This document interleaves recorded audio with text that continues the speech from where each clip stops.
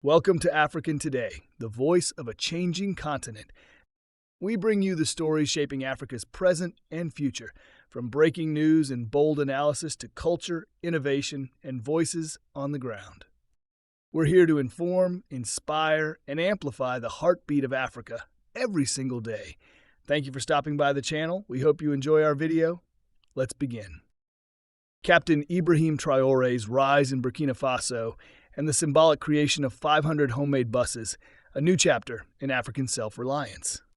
In a bold demonstration of self-reliance and national pride, Burkina Faso under Captain Ibrahim Traoré has made headlines with the production of 500 homemade buses, an accomplishment that represents far more than transportation. It symbolizes the resurrection of a nation long buried under colonial manipulation, corruption, and dependency. The young revolutionary leader, Captain Traoré, has not only become a beacon of hope for his country, but also for a continent in search of true sovereignty. The rise of Captain Ibrahim Traoré. Captain Ibrahim Traoré's journey to power is nothing short of remarkable. In September 2022, at just 34 years old, Traoré led a popular and military-backed uprising that unseated the interim leader, Paul-Henri Damiba, who had himself taken power through a coup only months prior.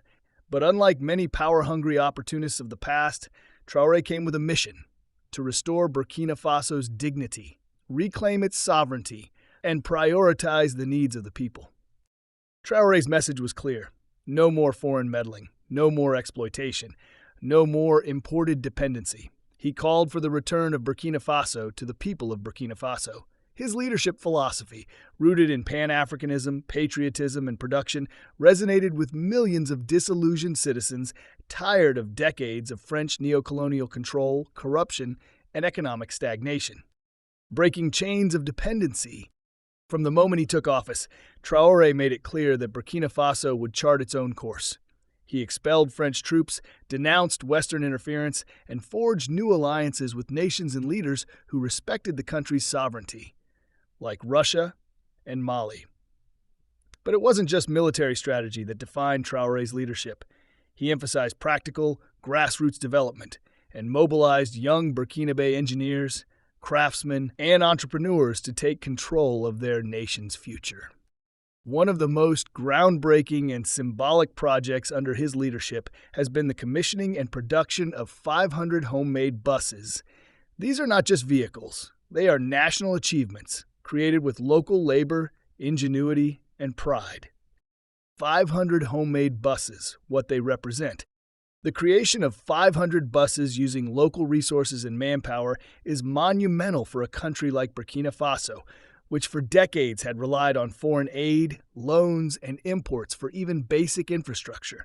These buses serve not only to improve transportation across the nation, linking cities, rural communities, and trade hubs, but also as a rallying symbol of what African nations can achieve when they stop looking outward and start building from within.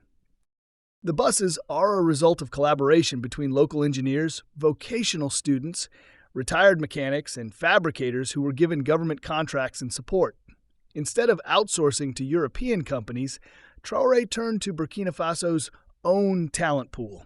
He invested in technical schools, vocational training, and workshops. He visited fabrication sites and spoke to workers on the ground, inspiring a sense of national pride not seen in decades. Each bus produced is painted with local cultural motifs, slogans of independence, and the national colors: green, red, and gold. Some buses are named after fallen heroes, revolutionary leaders like Thomas Sankara, and historical resistance figures. Economic impact. The production of the buses has had a direct impact on employment. Thousands of jobs were created across the supply chain, from metal workers and electricians to tailors who provided seat upholstery. This has boosted local economies, stimulated markets for raw materials, and empowered hundreds of small businesses. Moreover, it has encouraged a new generation of young people to believe in domestic industry. Many youths, once desperate to flee to Europe for work, are now enrolling in trade schools and engineering programs inspired by the idea that they can help build their nation. A new model for Africa. Traoré's 500 homemade buses are more than just vehicles. They are rolling declarations of independence, ingenuity, and resistance. They challenge the long-held belief that African countries must wait for foreign investors, IMF loans, or Western corporations to build their infrastructure. This project aligns closely with the legacy of Thomas Sankara, the iconic former president of Burkina Faso, who in the 1980s championed self-reliance and rejected foreign aid. Sankara famously said, "He who feeds you controls you." Traoré seems to be saying, "He who builds your buses controls your roads," and he is determined to ensure that Burkina Faso controls both. Other African nations are watching closely. Traoré's rise and his policies are sparking a pan-African renaissance, where people from Mali, Niger, Guinea, and beyond are looking inward, questioning the effectiveness of foreign aid and exploring ways to develop using local talent and resources. Challenges ahead. Despite this progress, Traoré faces significant challenges. Economic sabotage, security threats from terrorist groups, and pressure from global powers continue to test his leadership. Yet his growing popularity, especially among the youth and working class, gives him an edge.